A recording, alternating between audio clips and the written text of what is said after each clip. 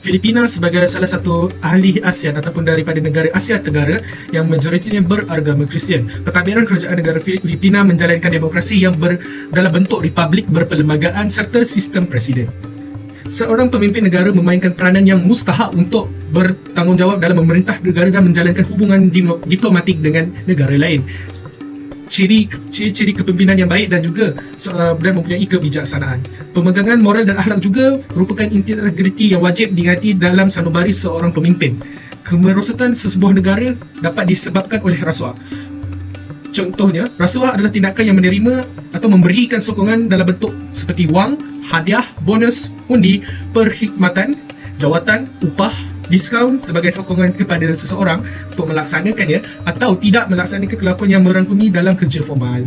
Selama 20 tahun, Marcos Ferdinand atau Ferdinand Aurelian Marcos menyerahgunakan kuasa beliau untuk memiliki harta kerajaan dan menjadikan harta tersebut sebagai kekayaan peribadi beliau. Selain itu, beliau juga mengukuhkan kuasa beliau melalui salah guna pengurusan politik, mencabuli hak asasi manusia dan rasuah yang menular dalam negara Filipina. Ferdinand Marcos ialah seorang tokoh pemimpin politik yang terkenal dan berkhidmat sebagai Presiden Filipina yang ke-10 menjabat dari tahun 1965 hingga 1986. Beliau berakhir pada 11 September 1917 di Serat Ilocos Norte. Bapa beliau digunakan kelahir beliau menjadi ahli keluarga politik Marcos anak kedua. Sebelum diwakil sebagai Presiden, Marcos berkhidmat sebagai Letnan ketiga pada tahun 1937, manakala menambahkan pelajaran sebagai pengguam belia daripada tahun 1949 hingga 1965. Pada tahun 1954, selepas pencintaian mendatar selepas 11 hari, Marcos berkahwin dengan Ratu Cantik, Imelda Romondes, yang kemudian membantunya dengan amat berjaya, tapi menjalankan kempen-kempen untuk jawatan Presiden. Pada tahun 1972, beliau meluluskan Undang-Undang Tentera Martial Law untuk memperpanjangkan tempoh jawatan hingga tahun 1986, meninggalkan jawatan kerana kalah dalam pilihan raya kilat. Dalam tempoh pemerintahan, era penapisan rasuah dan penyalahgunaan hak asasi manusia adalah tindakan yang merosak negara dan sendiri. Ekonomi negara menghadapi masalah dan hutang asing meningkat, menyebabkan perkembangan negara Filipina ketinggalan negara lain. Ferdinand Marcos dan isterinya, Imelda, terpaksa menggulung tikar dan dibuang ke Hawaii selepas revolusi kuasa raya.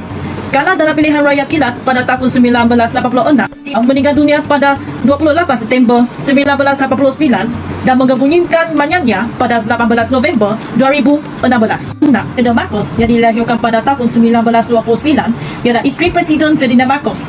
Imelda Marcos yang digelar Puteri Mercy kerana pengaruh politik dan fashionnya menghadapi kritikan untuk projek kecantikan di Manila dan pengisytiharan Undang-Undang Tentera. Tuhan rasuah dan penipu pilihan raya dikemukakan terhadap kerajaan Marcos. Tuhan Marcos melarikan diri ke Hawaii pada tahun 1986 di tengah-tengah penentahan yang meluas. Pada tahun 1991, Imelda kembali ke Filipina menghadapi cabaran undang-undang tetapi memenangi kerusi di Kongres. Pada Imelda telah menjadi tokoh kontroversi sepanjang hayatnya dan sentiasa dikaitkan dengan isu politik Filipina. Terlibat ialah yang pertama adalah kerana yang bersifat tamak.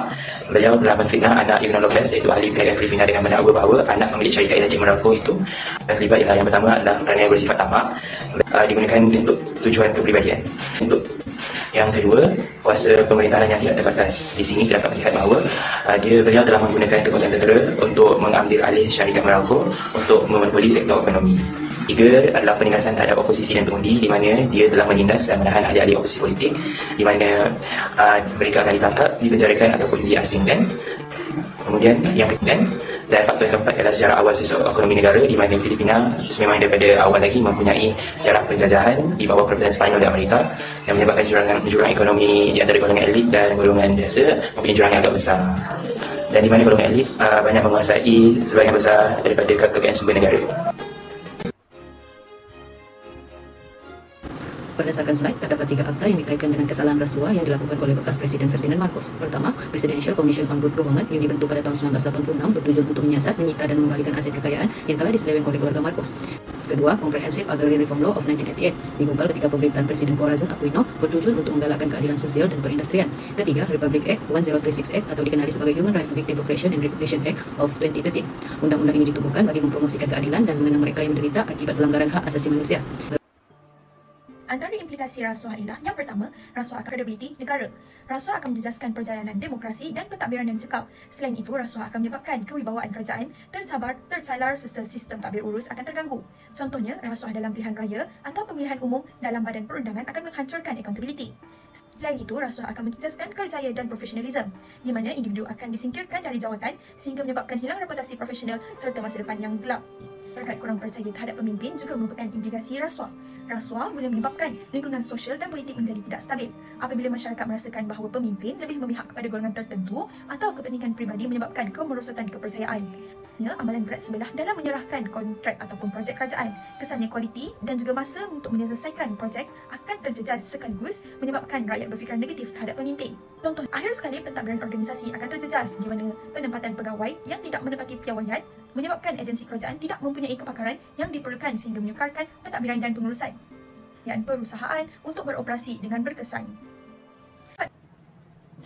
Berikut merupakan antara langkah-langkah yang boleh diambil untuk mencegahi rasuah. Yang pertama, memberikan pendidikan awal. Sebagai contohnya, pencegahan di rumah oleh ibu bapa dengan berperan aktif dalam mendidik bahaya dan kesan negatif akan rasuah ini. Pendidikan dalam sukatan pembelajaran juga dapat dilakukan dengan mewujudkan mata pelajaran seperti pendidikan Islam, pendidikan moral, dan juga pendidikan sivik dan kewarganegaraan. Langkah yang kedua pula ialah dengan memperketatkan undang-undang.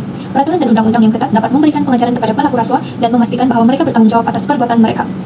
Penyiasatan yang berterusan akan membantu mengurangkan peluang untuk melakukan tindakan rasuah dan dapat memperkukuhkan kecekapan dan kualiti perkhidmatan awam. Langkah yang ketiga pula ialah dengan mewujudkan ikrar bebas rasuah di setiap organisasi awam maupun swasta. Dengan tindakan ini, ianya akan dapat memastikan kepimpinan organisasi itu bebas daripada rasuah. Dan langkah yang keempat, yaitu yang terakhir pula, ialah dengan memperkenalkan aplikasi ataupun platform lapor rasuah. Aplikasi dan platform memudahkan orang ramai untuk melaporkan sebarang rasuah yang berlaku. Make Mobile merupakan salah satu aplikasi yang dibuat oleh SPRM untuk memudahkan orang ramai bagi melaporkan rasuah yang berlaku. Kapan? Bagaimana kita pelajari dari kes rasuah Ferdinand Marcos, kita menyaksikan bagaimana kekurangan tanggungjawab sebagai seorang pemimpin dapat meruntuhkan negara. Kleptokrasi, pemerintahan yang korup, membawa kesan negatif kepada rakyat dan sumber negara. Sebagai pemimpin, kita perlu berusaha untuk memastikan rakyat hidup dalam keselesaan, aman dan makmur. Etika dan integriti adalah aspek penting dalam memastikan pemimpin tidak terpesong daripada tujuan mulia ini. Selain itu, rasuah tidak hanya melibatkan wang tetapi juga hadiah, bonus, perkhidmatan seks dan sebagainya. Generasi muda perlu diberikan peliharaan awal mengenai bahaya rasuah agar mereka dapat membezakan antara baik dan buruk. Rasuah membawa impak besar kepada individu dan negara. Bagi individu, ia seperti mencotik arang ke muka sendiri, merosakkan reputasi dan maruah. Bagi negara, kesan ekonomi seperti yang berlaku di Filipina selepas pemerintahan Marcos adalah suatu pengajaran berharga. Dengan itu, kita sebagai warga negara perlu bersatu padu menentang rasuah. Melalui pendidikan, tanggungjawab dan komitmen untuk menjadikan amanah, tegas, adil sebagai prinsip hidup, kita mampu melindungi negara dari ancaman rasuah. Sebagai rumusan bagi kes rasuah bekas Presiden Filipina, terdapat beberapa faktor kritikal yang mengakibatkan penyelewengan kuasa dan penyalahgunaan sumber. Faktor-faktor seperti kuasa pemerintahan yang tidak terbatas, penindasan terhadap pembangkang dan keinginan untuk hidup mewah memperlihatkan kecenderungan kleptokrasi dalam pemerintahannya. Kesan terhadap individu, organisasi dan negara termasuklah imej negara yang terjejas, kehilangan kepercayaan masyarakat serta impak negatif terhadap kerjaya dan profesionalisme individu. Pemimpin yang terlibat mungkin menghadapi tindakan undang-undang dan pemecatan, sementara pentadbiran dan ekonomi negara boleh tergugat. Oleh itu, untuk mengatasi isu integriti dan rasuah, pendidikan awal tentang bahaya rasuah perlu ditekankan di masyarakat sambil menguatkuasakan undang-undang dan memperkenalkan mekanisme pengaduan yang efisien. Penglibatan masyarakat sivil dan NGO juga penting untuk meningkatkan kesedaran dan tekanan terhadap pihak berkuasa. Pengajaran utama adalah menjaga integriti, etika dan tanggungjawab. Prinsip amanah, tegas, adil perlu dipegang teguh oleh pemimpin dan individu untuk memastikan kepentingan negara dan masyarakat diutamakan. Dengan langkah-langkah ini, kita dapat membentuk masyarakat yang telus, adil dan berintegriti, menghindari kesalahan serupa dan memajukan negara ke arah yang lebih baik.